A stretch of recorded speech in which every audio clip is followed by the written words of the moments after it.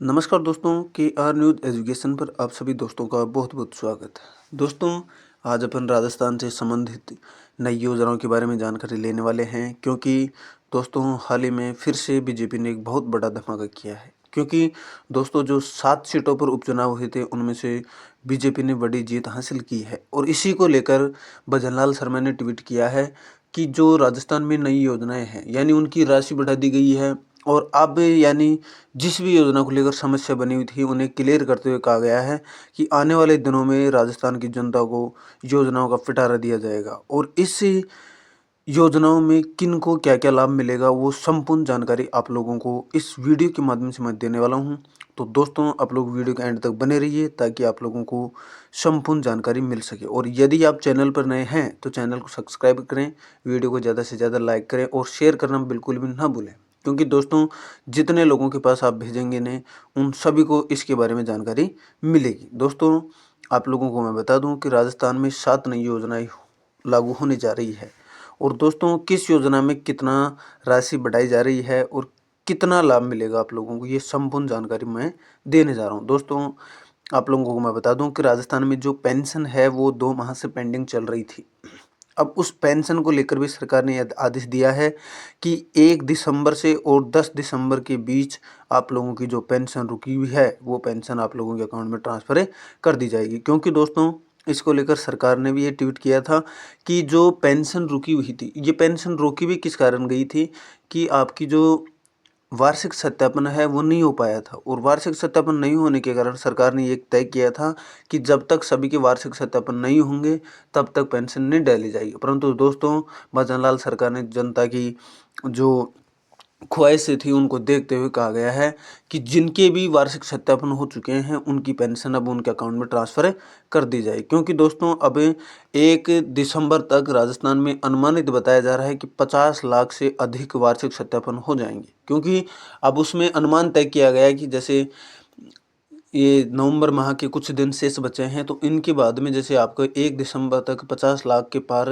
वार्षिक सत्यापन हो जाएंगे, यानी सभी के वृद्धजन, दिव्यांग और विधवा महिलाएं यानी सभी के वार्षिक सत्यापन हो जाएंगे, तो उनमें उनकी पेंशन ट्रांसफ़र कर दी जाएगी। और दोस्तों इसी के साथ मैं बता दूं कि जो प्रति व्यक्ति डबल राशन मिलेगा आप लोगों को, यानी आने वाले दिनों में आप लोगों को डबल राशन दिया जाएगा। अब तो हाल ही में 5 किलो ही प्रति व्यक्ति को दिया जाता था, परंतु दोस्तों सरकार ने ये बड़ी जीत हासिल करते हुए कहा है कि केंद्र सरकार ने भी ये कहा है कि जो राजस्थान के निवासी हैं, जितनी भी जनसंख्या है, उनको प्रति व्यक्ति के हिसाब से डबल राशन कर दिया जाए, यानी 5 की जगह 10 किलो राशन आप लोगों को हर माह दिया जाएगा। और दोस्तों पेंशन विभाग से ये नोटिस आया है कि पेंशन के जो लाभार्थी हैं वो वार्षिक सत्यापन करवा लें, अन्यथा आपकी पेंशन बंद हो सकती है।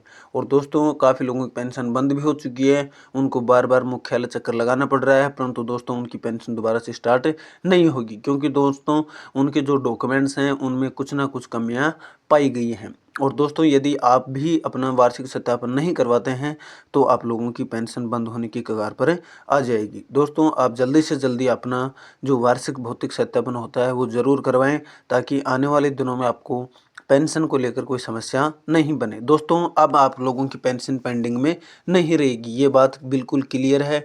हर माह की आपकी पेंशन आपके अकाउंट में ट्रांसफ़र कर दी जाएगी। और दोस्तों इसी के साथ मैं बता देता हूं कि खाद्य सुरक्षा योजना में नाम कैसे जुड़वाएं आप लोग। दोस्तों हाल ही में पिछले दिनों में 2 दिन के लिए पोर्टल को दोबारा से खोला गया था। 17 नवंबर से 19 नवंबर तक जो खाद्य सुरक्षा योजना का जो पोर्टल है उनमें नाम नहीं जुड़े थे, उनको दोबारा से खोला गया था, परंतु दोस्तों 19 नवंबर के बाद में वो दोबारा बंद हो चुका है। अब दोस्तों 1 दिसंबर के बाद में ये पोर्टल दोबारा खुलने जाएगा। और दोस्तों अगर किसी ने नहीं भी नाम जुड़वाया है तो भी आप जुड़वा सकते हैं। नए राशन कार्ड भी बनाए जाएंगे आप लोगों के।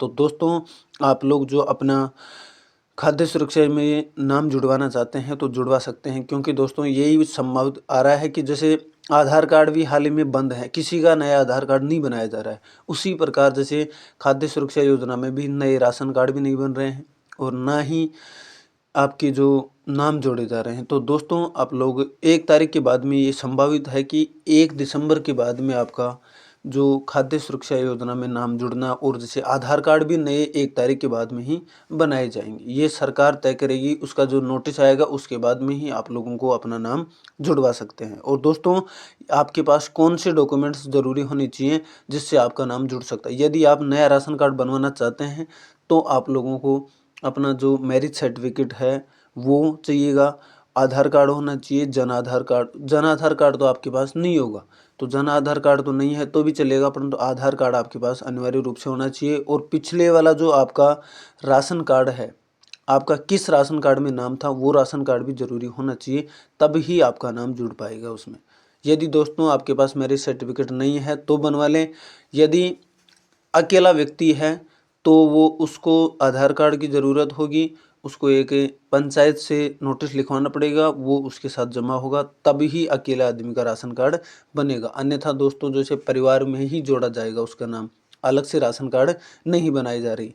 यानी अलग से राशन कार्ड उन्हीं के बनाए जा रहे हैं जो कपल हैं, यानी आप जैसे पति और पत्नी उसके बच्चे हैं उनके अलग से राशन कार्ड बनाए जा रहे हैं। अकेले व्यक्ति का राशन कार्ड नहीं बन रहा है, हाल ही में सरकार ने ये बंद कर रखा है। और उसका जो अकेला व्यक्ति है उसका नाम जैसे उसका परिवार में पहले था उसी रूप से जोड़ा जा रहा है। इसी के साथ दोस्तों मैं बता दूं कि आयुष्मान योजना में 25 लाख रुपए तक का इलाज फ्री हो चुका है। पहले सरकार ने 10 लाख रुपए तक का इलाज फ्री कर रखा था इसमें। पिछले बार जैसे गहलोत सरकार थी उन्होंने मुख्यमंत्री चिरंजीवी योजना के तहत 25 लाख रुपए तक का इलाज फ्री था उसमें, परंतु बीजेपी सरकार आई तब आयुष्मान कार्ड बनाई थी आरोग्य योजना के तहत।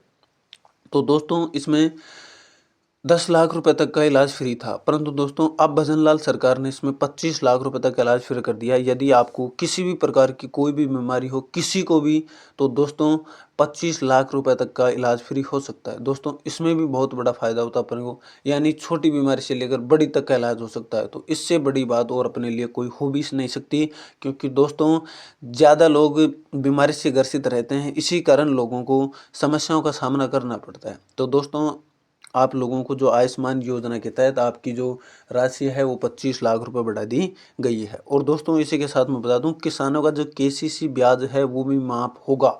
ये बिल्कुल सटीक और सही बात है कि जो आपका किसानों को जो लेकर अपना जो केसीसी कार्ड का जो ब्याज होता है वो अब सरकार माफ कर देगी आपका। क्योंकि दोस्तों पिछले दिनों से ये चला आ रहा था जब से बजट पेश हुआ, और अब तक भी ये क्लियर नहीं हो पाया था कि आपका जो ब्याज है वो माफ़ होगा या नहीं होगा, परंतु दोस्तों अब आपका ब्याज माफ़ होगा।